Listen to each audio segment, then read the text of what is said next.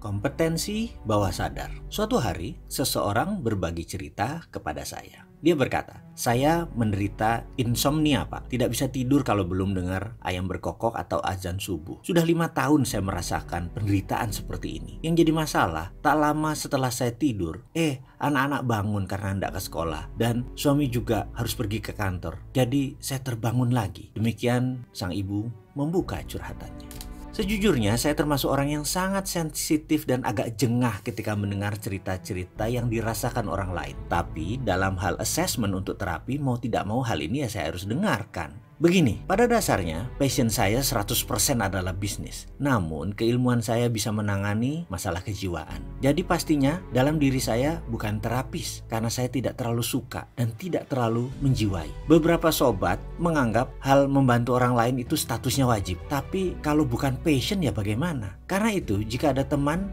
meminta sesi terapi, oke lah, saya bantu berdasarkan rasa kemanusiaan saja. Sekarang kita kembali ke cerita si ibu yang insomnia tadi. Saya pun bertanya kepada sang ibu, kira-kira bagaimana asal muasalnya, di mana dia menceritakan versi dia. Bahwa menurutnya 6 tahun yang lalu, suaminya itu dapat shift malam dalam kerja di pabrik. Setiap malam pulang pukul 12, kira-kira sampai rumah pukul 1-an. Tiap malam dia pun harus menunggu sang suami. Karena kebiasaan tersebut, dia sekarang nggak bisa tidur hingga harus lewat larut malam atau menjelang pagi. Sekali lagi, itu hanya informasi dari sang ibu. Disinilah kemampuan kita untuk melihat masalah diuji. Benarkah kesimpulan ibu tersebut atau itu hanya asumsinya dia? Saya mencoba memperhatikan benar apa yang terjadi pada wajah sang ibu. Saya melihat dia jujur nih. Tapi saya terus menggali-menggali dengan pertanyaan. Maka saya berkesimpulan, rasanya ini asumsi deh, bukan akar masalah yang sebenarnya. Saya harus menggali lebih dalam lagi. Kali ini saya harus memimpin pertanyaan. Saya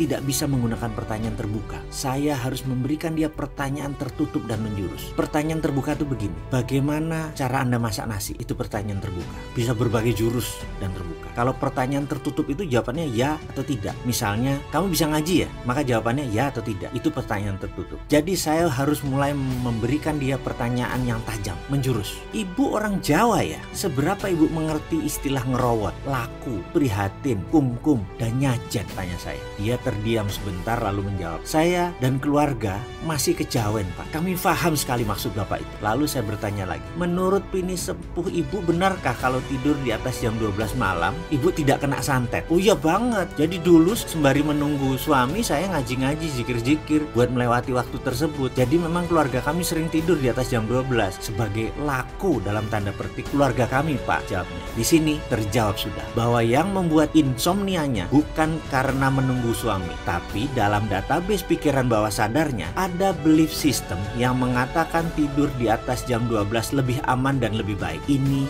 adalah belief system. Jadi hati-hati dengan belief system Anda. Kalau tidak dibetulkan, maka bisa-bisa software kemakmuran tidak bisa masuk karena OS-nya tidak compatible. Sahabat sudah melihat sambungannya bahwa saya tadi hanya mengandaikan bahwa dia tidak bisa tidur insomnia bukan karena suaminya sering pulang telat atau dia harus menunggu, tapi memang ada belief system di bawah sadarnya. Jadi belief system sukses inilah yang penting. Adakah belief system sukses tadi? Atau adakah belief system Anda yang merusak sistem kemakmuran? Ini harus dirubuhkan di video berikutnya.